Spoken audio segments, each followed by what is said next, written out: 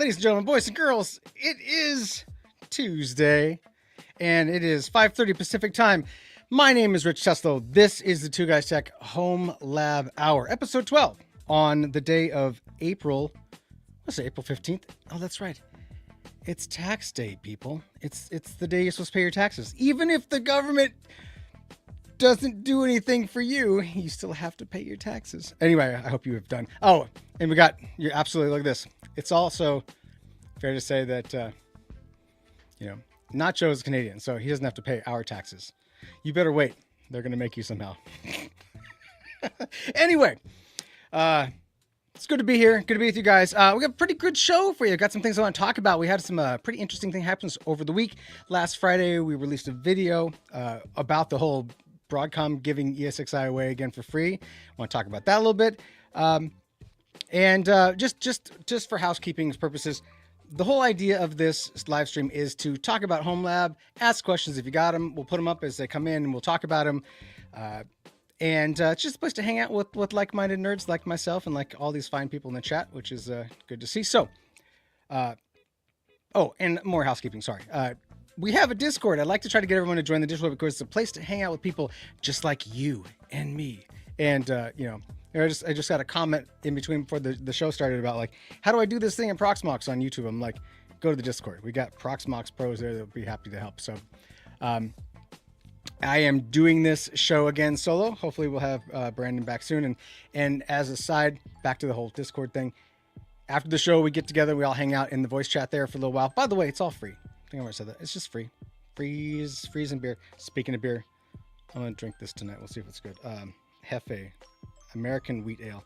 It's got a pretty label. Anyway, I like to start these things with a bit of a personal story about what happened, because I like to talk to you guys. I need to take one of these earplugs out because it's distracting. So, I am not what you would call a home renovation person. I'm a technology guy, right? I mean, that's if you need me to help you figure out and troubleshoot something, I'm your guy, right? That's me. But I'm the kind of dude who's like, if I got to do anything with woodworking or home renovation, I'm like the measure twice, cut once kind of guy, then go and realize that you measured from the wrong spot.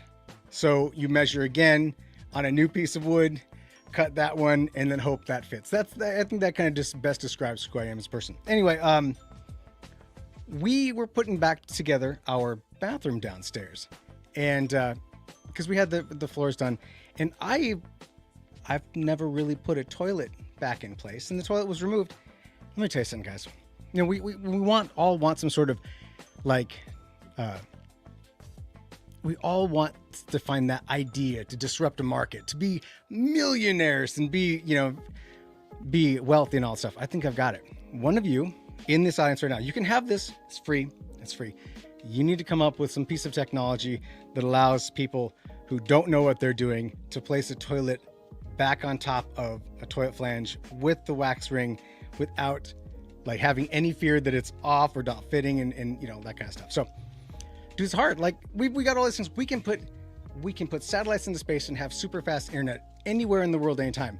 But you still have to just trust that when you set that thing back onto the base, it's going to be that's it. It's lined up. Anyway, you guys, maybe somebody in the chat who's done that stuff. And anyway, it was stressful. I crawled down into the crawl space in my house, and I'm yelling to my wife to flush the toilet to make sure that it was actually going down the pipe and not anywhere else. And it did. I did it. I didn't have to measure twice or cut once, but it works. Anyway. There's probably a YouTube channel for it. That's right. But it's, John's in the chat, and yeah, you're right. There's probably a channel for that. There's a channel for everything on YouTube. You're on one right now. Anyway, so yeah, I don't like doing that stuff. It's not my favorite. With that though, let's get to it. So let's talk about the last video that came out, because I do like to kind of talk about that kind of stuff as well. I owe all of that.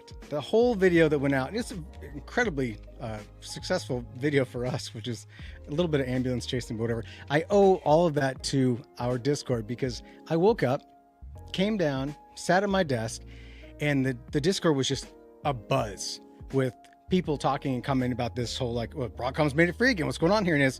And so I was like, wow, this is a big deal. This is like it's a bigger thing. So I like threw something together, threw it online, and but it wouldn't have happened if it wasn't for you guys. So I appreciate that. But I did want to let me share my screen here so we can see this. So boop, yes, that's me. This is my only favorite screenshot from the whole video. Just me.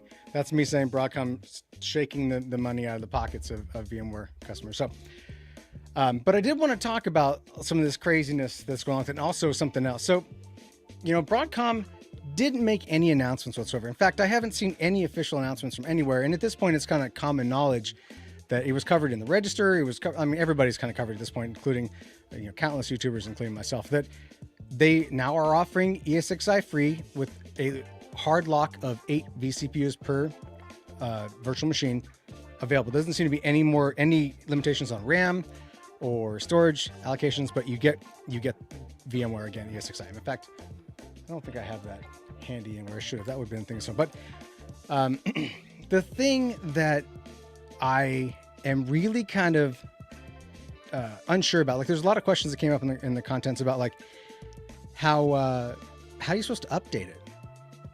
And I don't see a way to update it, because in a couple of days here, they're going to take all of the publicly available update servers that exist for VMware, and they're going to move that behind the Broadcom portal, where you have to generate a token, use that token as part of your authentication process to get the stuff, and they can track what you're doing. Phil, I'm sorry guys, let's get to Phil's question here. Have I had a chance to play with the TrueNAS Fangtooth that was released today?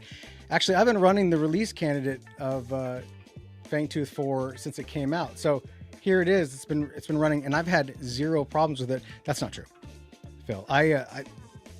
My replication between myself and Brandon's remote partner site for data replication was broken, so I have not installed. I just saw, who was it? Allison said in the chat earlier that they released an update and they pulled it. However, I was looking, and so I'm currently on. This is the TrueNAS's. Let me get this bigger so you can see it. Enhanced.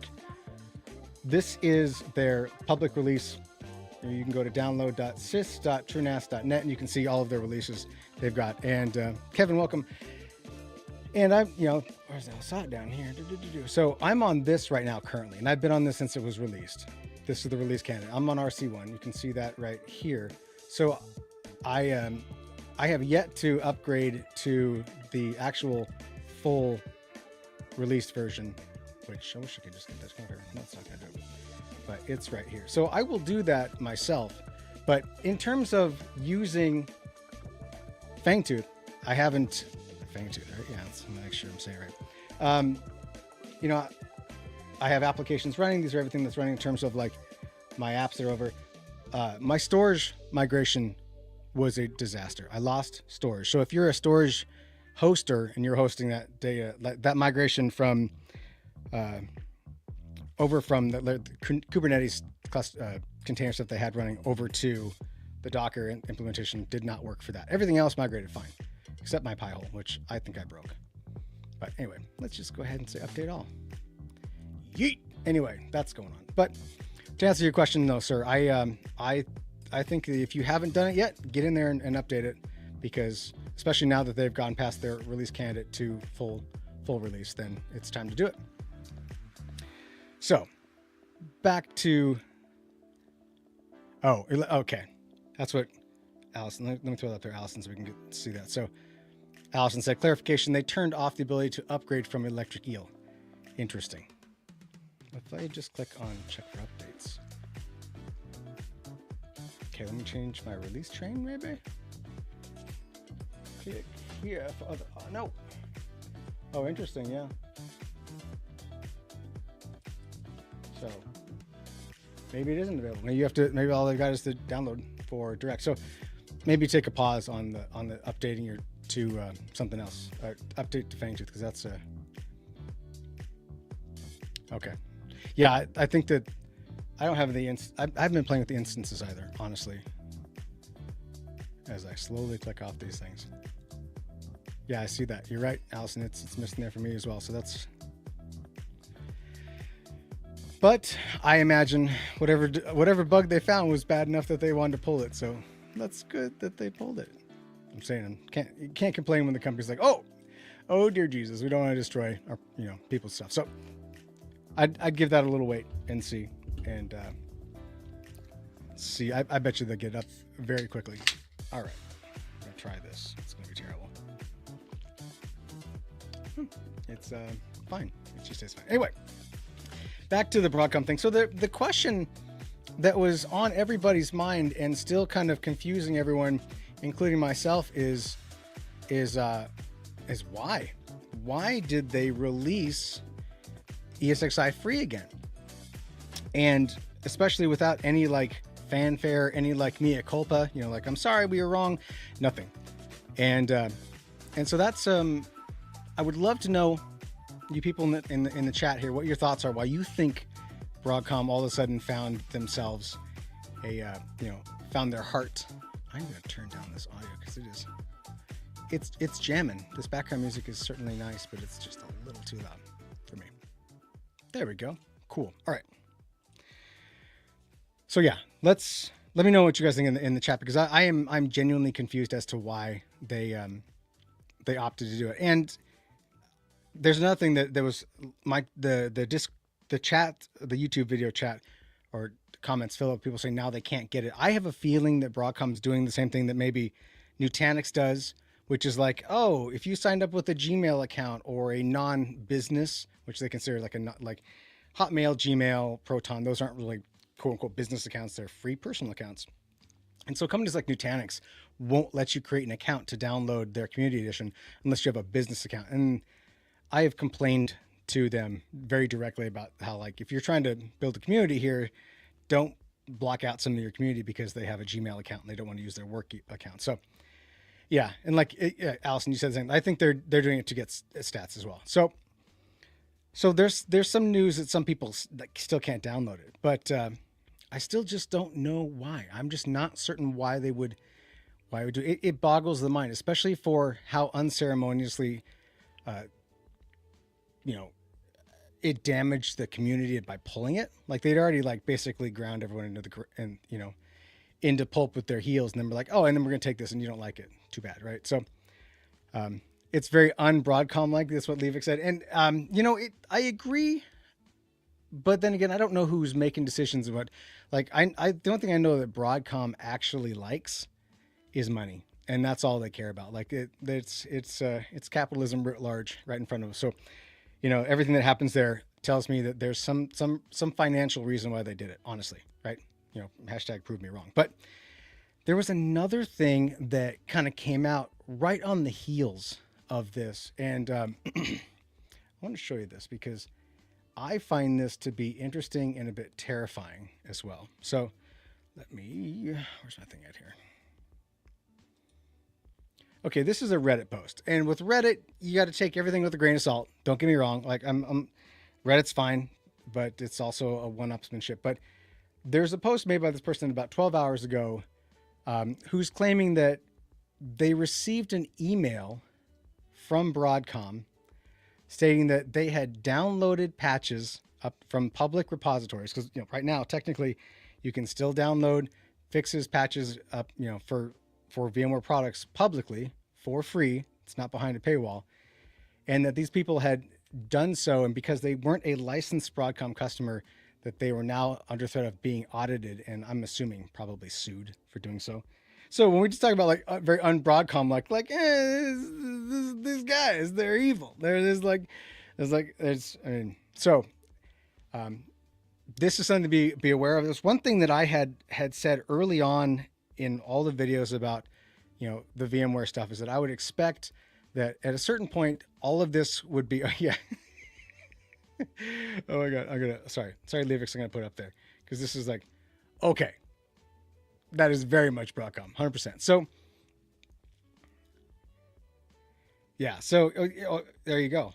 Yikes! Right? Yeah, exactly. These are all very, very normal reactions, which I agree is again. So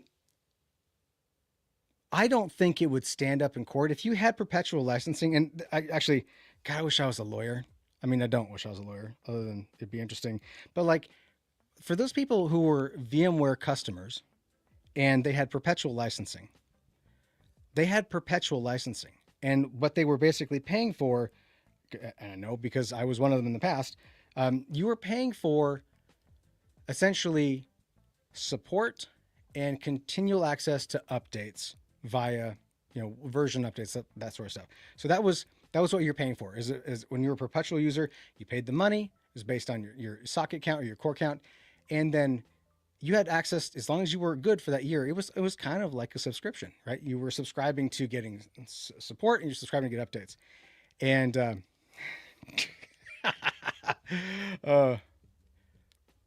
there you go. I got to put that up there.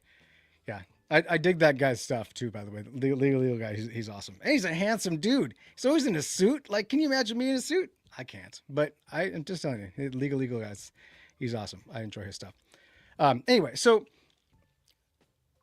as far as I understand, and until otherwise I see, if you were a perpetual license customer for VMware and you had, like, say, version 8 and you had ESXi, you're entitled to that.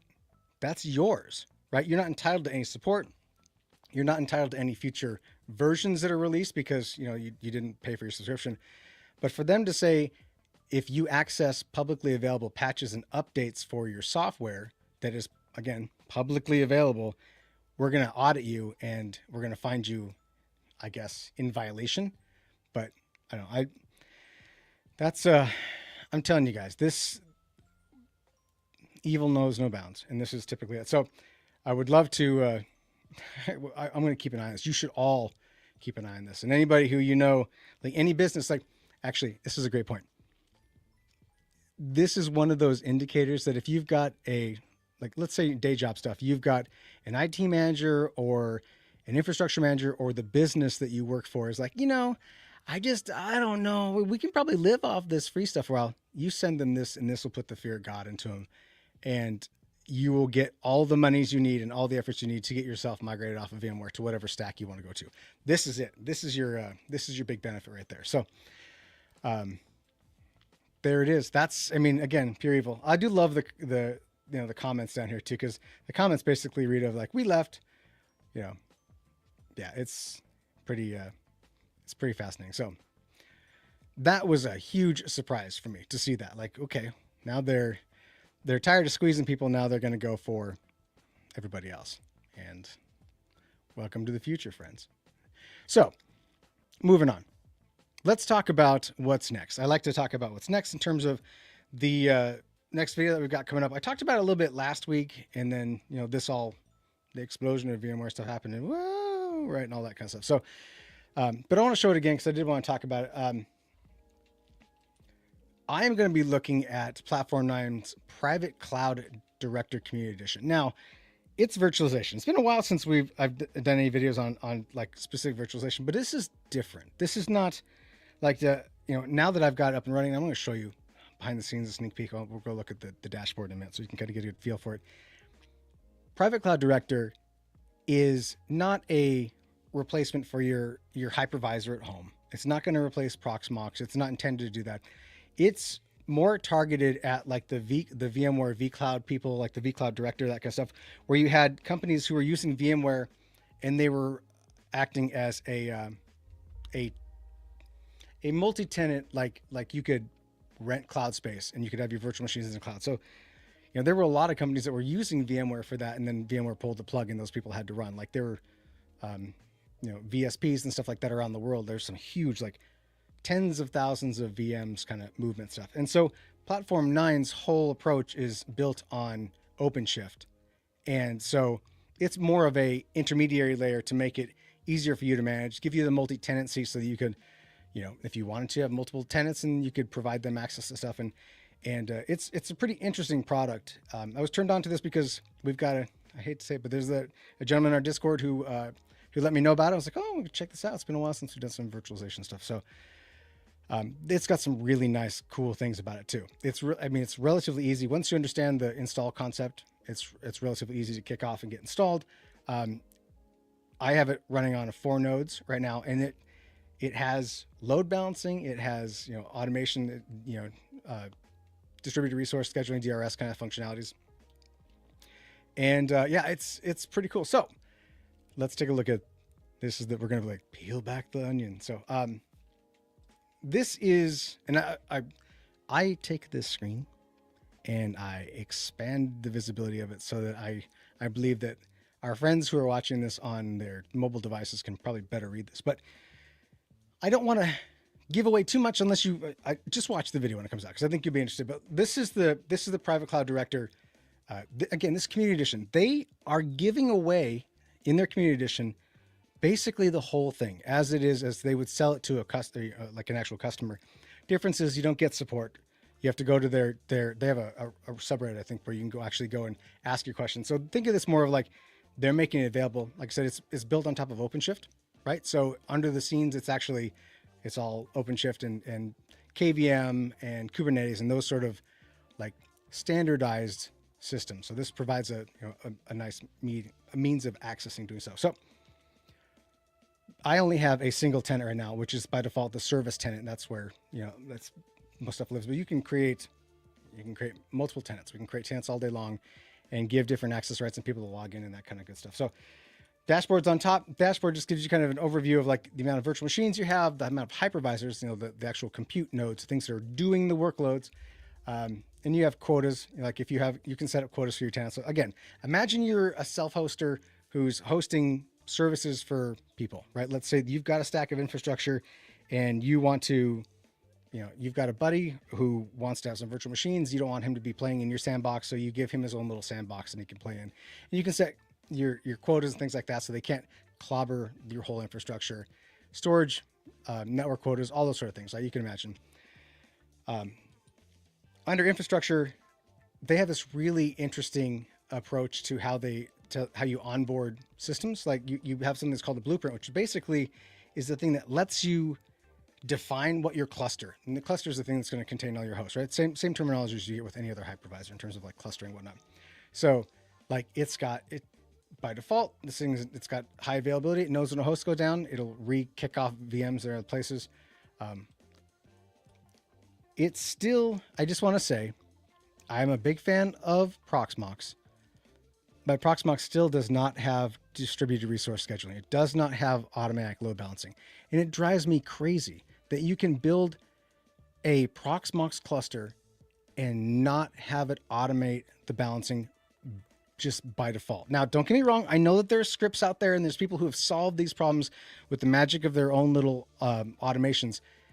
But when you're deploying something like Proxmox into an organization, yeah, exactly. Like when you're deploying Proxmox into an organization, that's table stakes, right? That sort of stuff should be in there. There's some basic things you should expect to have. And one of those things should be that it will load balance across your cluster if you have multiple hosts, and it does not. So you can decide how it rebalances, right? Is it to distribute or is it to consolidate? If you want to save on power, then you can do things with your hosts, and you can decide the time in which it happens. So it's more of a time-based versus a resource-based, and not even more. It is time-based versus resource-based. And your network configuration, you define basically your cluster blueprint is essentially your configuration for all of your hosts. So when you add a host into it, it just gets applied to them, and then they just get deployed as resources. So ideally, you'd want your systems to all be the same in terms of like what you want to deploy. Again, just to reiterate, this system is not really intended to be a competitor to your single or multiple host at home hypervisor or something you necessarily put inside of your business, unless multi-tenancy was something you wanted. So you set up your network configurations. You can define your storage stuff. It supports, like we can see here, in terms of like deploying storage. Obviously, I've set up an NFS mount, so that gets automatically deployed for persistent storage across my cluster. So it's a one-click thing. They support lots of different configuration types. We can see their storage drivers: Ceph, LVM, NFS, NetApp, iSCSI, Pure Storage, Fiber Channel, NVMe, all of these things. I would love to know if there really is a functional difference between these two, right? When it comes to it, because there's all these options that you can do. And so there's, you can add all your persistent storage, whatever your storage backend is, right? Which is nice. Cause again, you don't have to be tied to, the world of hyperconverged if you don't need to. So I'm not going to add one. Sorry. And then, defaults for like library, virtual machine storage, all that stuff. And then when you add your host, you can see I've got 4 here. Boy, I'm just giving you guys the deep dive on this. So you should still watch the video. Please watch my video. um, so I've got my 4 hosts that I've added here. These are names that I came up with. These are just, platform 9. So I just called them and then added them. And, you can get your overview of how these hosts work. And each one of these hosts effectively has kind of roles. Like, so this host is a hypervisor. It also contains the virtual machine library files and that kind of stuff. And it's persistent storage. So you can apply these things different as you need to, which is nice. I mean, it's beneficially speaking, you can have different clusters of different hosts if you had different persistent storage you want to do. So there's that functionality. And you can create aggregations. These guys here, these host aggregations are more like affinity rules. Like you can say, you can build these up and be like, oh, I want these machines to stay on these, or I want machines to stay off this. And you can just choose those sort of functions. And then VMs, again, the way that they do virtualization on this is not in the same sort of implementation or interaction like you'd expect from running Proxmox. So like I can click on this guy and I can go to the console and I'll get my console. There's the console, right? There it is doing its thing. But this isn't in the same sort of vein or context as you expect in other virtualization. Like this is meant to deploy an image, and that image, I've got a few images that I've downloaded here, like a cloud init image or something like that you'd see, and then you deploy that, and that image is the whole system. So it spins up really fast, and then you live inside of there. You can deploy resources really quickly that way. But what did Allison say? Let's take a break and look at the chat. The chat said, what did Allison say here? I'd wait a year before moving to this, seeing how they manage updates and scripting. That's true. I know that there's some. They're about to release an updated version They're about to release some updates for this platform, and I know that they're building into this better patch management, update management. As of right now, it's like drop to the command line, run a script, and that does the update for you. So there's a little bit of nuance in that, right? Like, let's just be clear. But just the fact that you can be your own hyperscaler, I don't know. I'm just kind of in love with it. It's pretty. So far, it's pretty cool. Yeah, and the UI, like Leivik said down here, the UI is, it's clean, it's modern. It looks smushed here because again, I've got the font cranked up to a million here, but there's a lot to. Oh, I knew it. All right, Terry, you go right for it. That's it. I'm not taking this. Not today, sir. It's too beautiful. The sun is shining. It's like 70 degrees outside here in Oregon. You go. You get yourself onto Hyper-V. That's good to have you, Terry. I'm glad you could come here and troll me. So, yeah, I know exactly. So, all of this is again next video. But there's a lot of fascinating functionality that they built into it. These are flavors are basically like t-shirt sizes. Again, think about like when you go to AWS or Azure and you say, oh, on a virtual machine, they say, choose from one of these sizes. You can define your size, and then these become your standard sizes. If you were hosting and providing this as basically as a hyperscaler kind of approach, like give people what they want, right? And so got a lot of cool stuff. Storage functionality, networking, it's all SDN, right? So you can define your networking, you can create internal VLAN networking, and again, stuff like that. It wants to control and manage DHCP, including, all of the entire encompassing part of an SDN or a software defined network, where you define your network interfaces, you define your subnets, your VLANs, you define how they get to the public network or your external network on your hosts. And then there's VXLAN and different functionality between the hosts themselves so that you can have separate networks there, and you can create the router functionality. You can be your own AWS with this, and that's pretty cool. I have not dug into the orchestration yet. That's still on my list of to-dos here, to see how their Kubernetes implementation works and how well it's done. So stay tuned for that. And then of course, user access, API keys, or SSH keys, and access and tenants users. There's just a lot to dive into. So pretty cool, pretty interesting. And again, they're making it free for everybody, and that's awesome, right? I mean, obviously you're a business and you're hosting and you're providing this as a service, self-service virtualization, in the cloud sort of stuff, you should pay for the support. You should do it the right way. But for like, you want to learn and practice how these processes and systems work, you're interested in OpenStack and how it deploys, boom, that's it. So video coming up. That was a long way of talking about that stuff. But yeah, I'm really jazzed about it. Really interesting. Yes, he does. Absolutely. Next thing was, this was sent to me in an article. I just want to talk about this because it actually, this whole thing right here really, friends, listen.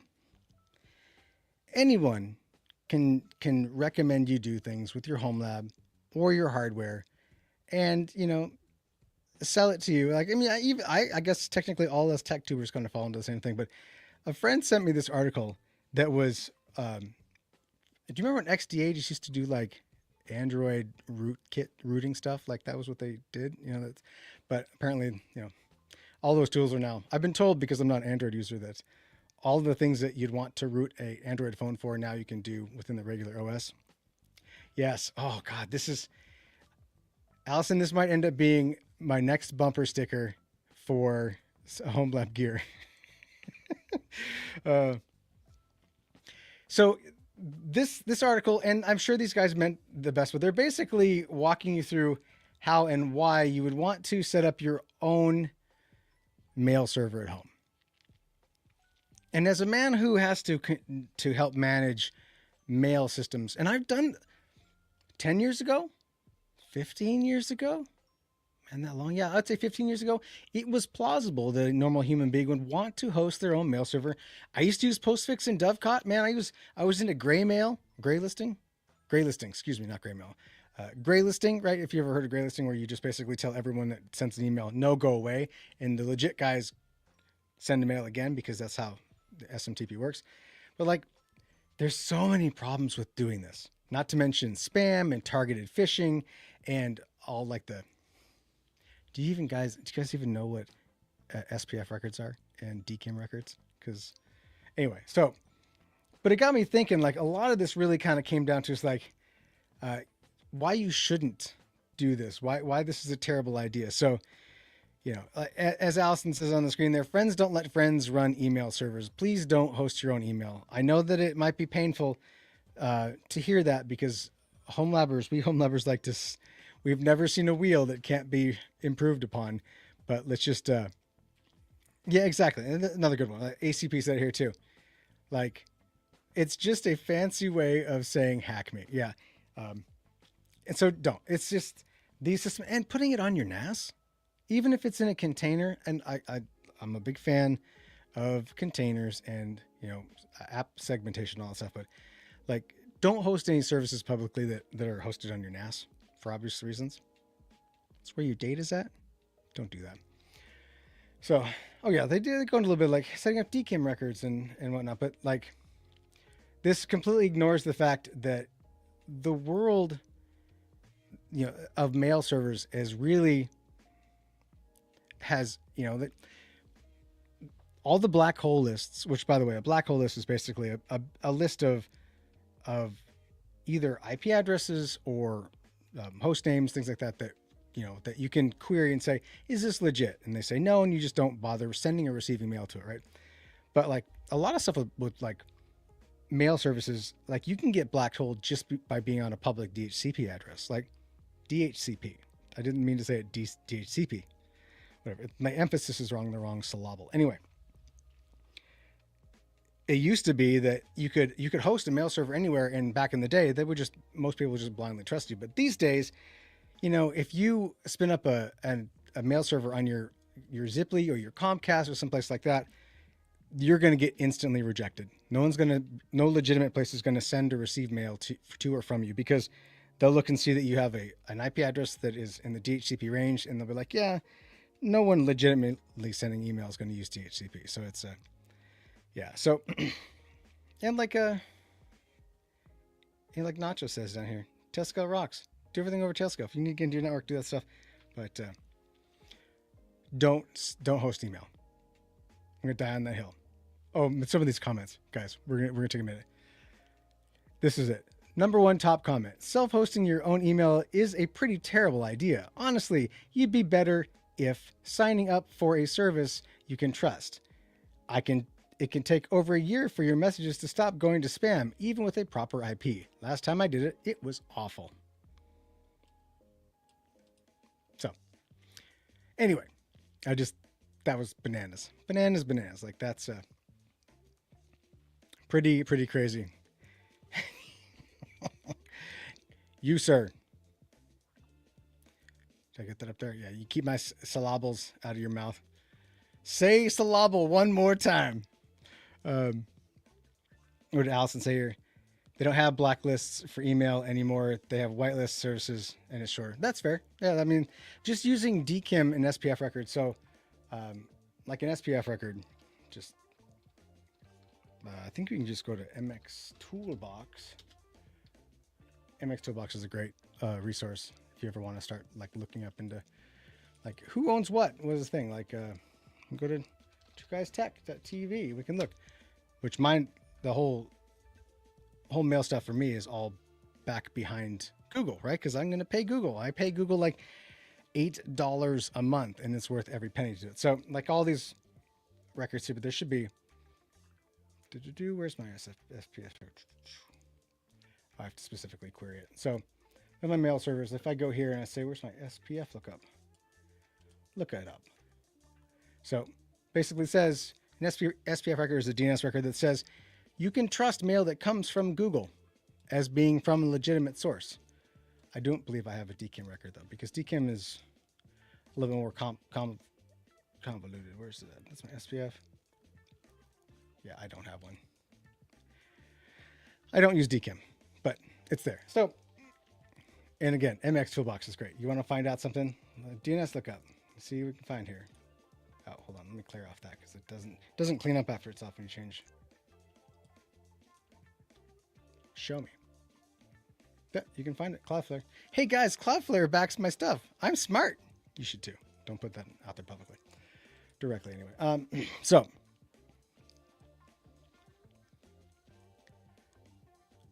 Terry said here, Exchange is how we were breached. Fortunately, I have great backups of all the VMs.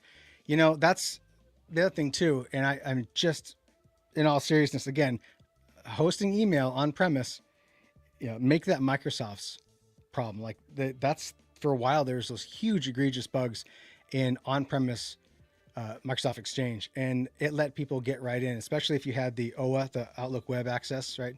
I'm sure, Terry, that's probably how they got in for you. And that's how they were owning people. I know of quite a few businesses that thought they were doing the right thing, keeping things up to date with their Exchange servers on premise. And in fact, I think Microsoft's even killing on-premise Exchange. Exchange. I think that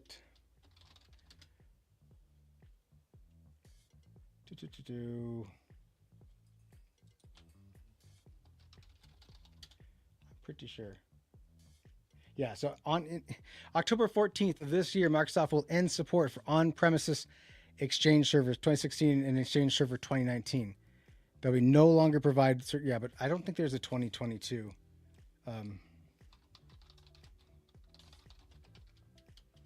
Where is there? Didn't place upgrades. Doesn't even look like there's a Exchange server. Oh, we got a roadmap. We're going the Microsoft route. I hide Terry's thing here since it's up. Just hang up there. Enhance, guys. Enhance. Enhance. Read this. All right. So we were going to. So they are releasing another version, looks like, which will land in the second half of 2025. So I guess if you are on premise, you still have one more go at it. I wish they would just tell me.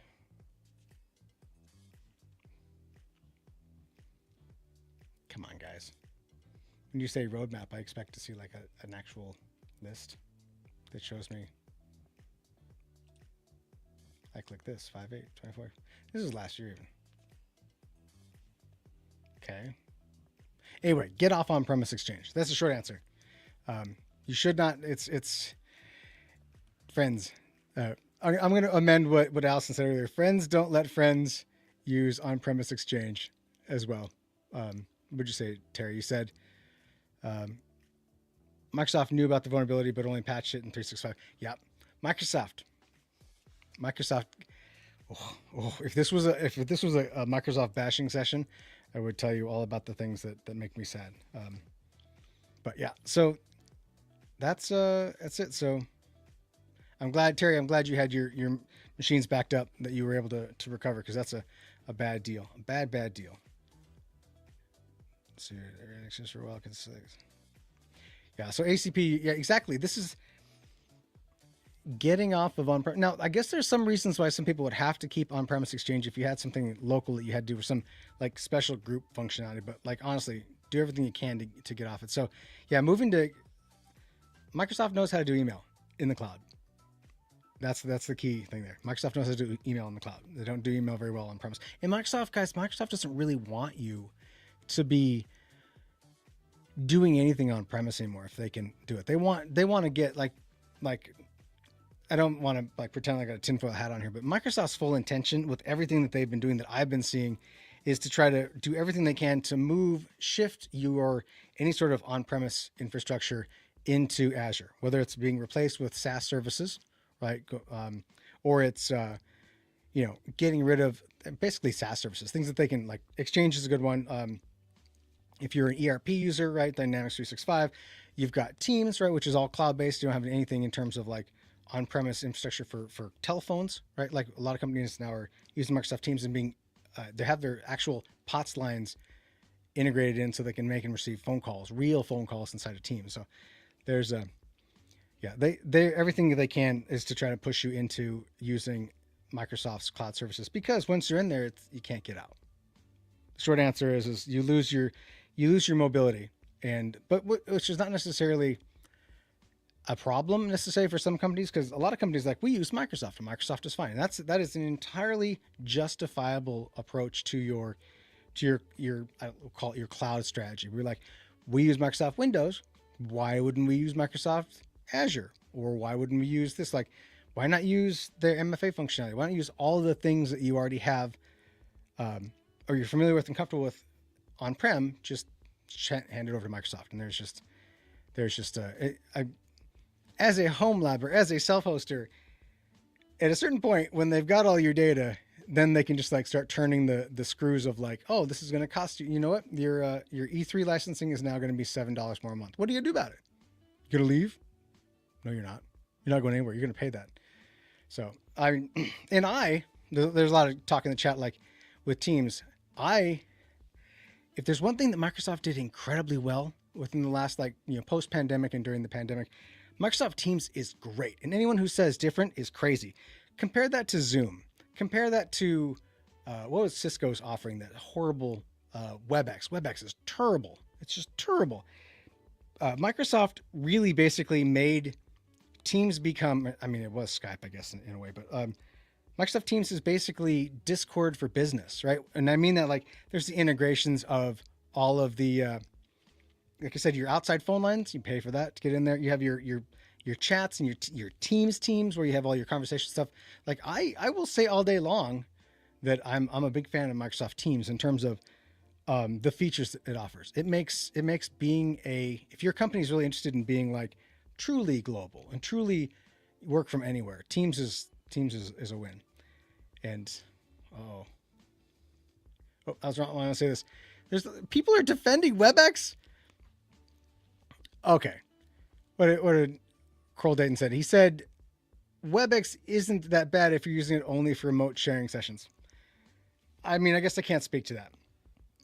I can speak to the fact that every time a vendor like Cisco, mostly because they own it, right? They kind of have to eat your own dog food in that case.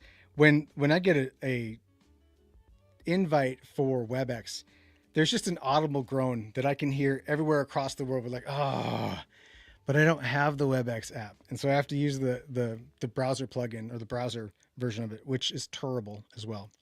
So it's just, do we not remember Encryption Gate from the pandemic? I don't. What are you speaking of, sir?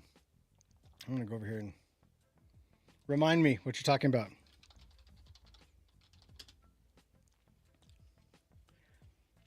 Yeah, that's not going to help. That's not useful in that case. I'm going to go here and just say, does that work? Cool. Sean, welcome. Welcome, sir. I need to clear this out since I got this. Oh yeah, no, you're 100% right. With Zoom lying about end-to-end encryption. Do you guys remember Zoom bombing? That was like, can you imagine that you offer a product to a customer and you're like, yes, you can run this software and you can have these conference calls and it's private in between and then people would just like hop into the call. There were some really great videos back in the day. This was like circa 2000 or 2020, 2021, where there was all of that drama going on about Zoom and the lack of encryption, the lack of protection, and that anyone could just kind of figure out how to get in there. And people would just randomly join other customers' like Zoom calls and with camera off and just do goofy stuff or say horrible stuff and then like disappear. God, that was great. Yeah, they made some great. There was just some. I highly recommend you take some time and just search for that, because we've all forgotten that there was that time when Zoom just let anyone connect. Didn't matter. There's no validation. You didn't have to have a code. You just had to be able to figure it out and get in there. That was great. Oh, those were good times. Good times. But otherwise, friends, I don't know. Like I said, we're just a lot of good stuff coming. That's fair. CrowdStrike did kind of steal the show. Then CrowdStrike took down the world. That was a wonderful time. I've never drank so much Red Bull in one sitting in my life. It doesn't matter that it was Diet Red Bull. I was jittery and like had to go to the bathroom every 10, 15 minutes. It was a rough time.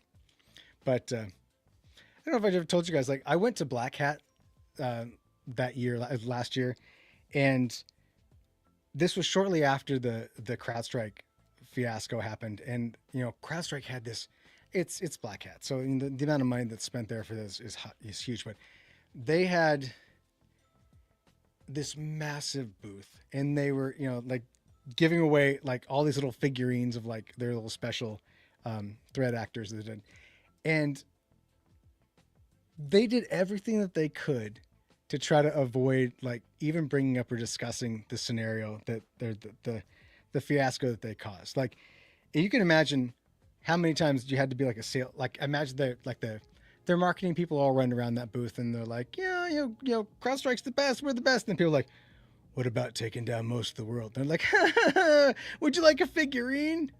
It's one of it's Scattered Spider. Here, take it. And, it was fascinating. It was weird to see see all those people dance around what had happened, because they were solid dancing. Solid dancing. It was a good time. So, all right. Okay. We got a lot of good comments about, like, I just want to know, Levix, when you're slamming 5 to 6 monsters a night, does Creed play in the background? Do you hear "Hold Me Now"? Is it a white monster? Is that what we're talking about here? I want to know exactly. And that's not good for your kidneys, by the way. I just want to let you know. I mean, I'm not a doctor. I don't plan to play one on TV, but I know that drinking that many monsters is a bad thing. And Allison said, yes, caffeine, doing stupid stuff faster. Yep, agreed. Anyway, friends, I think we're going to give it a call here. It's getting to about that time. I am going to say the things I'm always supposed to say, since Brandon's not here to stop me. So he hears Nickelback. Oh, shots fired there, Terry. I don't know if I think I hear Scott Stepp singing Creed. Anyway, so let's bring this to a close. Ladies and gentlemen, boys and girls, thank you for watching. It was a pleasure. Go join our Discord, because we, like I said, after this, in the next 5, maybe 10 minutes, I got to tear all this stuff down and get back to my desk. But we're going to hang out and do our after live show chat. We can use voices and talk all over each other and have a hard time communicating, but it's fun. I enjoy that stuff. And, but the Discord is open to everybody. It's free. Get in there, join there, and become part of the community. And that's it. Go to HomeLabGear.shop if you want to check out our stuff. And I would love to know, as an aside, if you got any additional ideas. I want to think of the next generation of cool stuff. So start thinking about what you would love to see. And friends, we'll talk to you again next week. And go watch the video when it's done. Go when I get that video done for the Cloud9 stuff, or the the Platform 9. It's good, cool stuff. All right, guys. Thank you. Have a great night, and we will see you next week. Goodbye.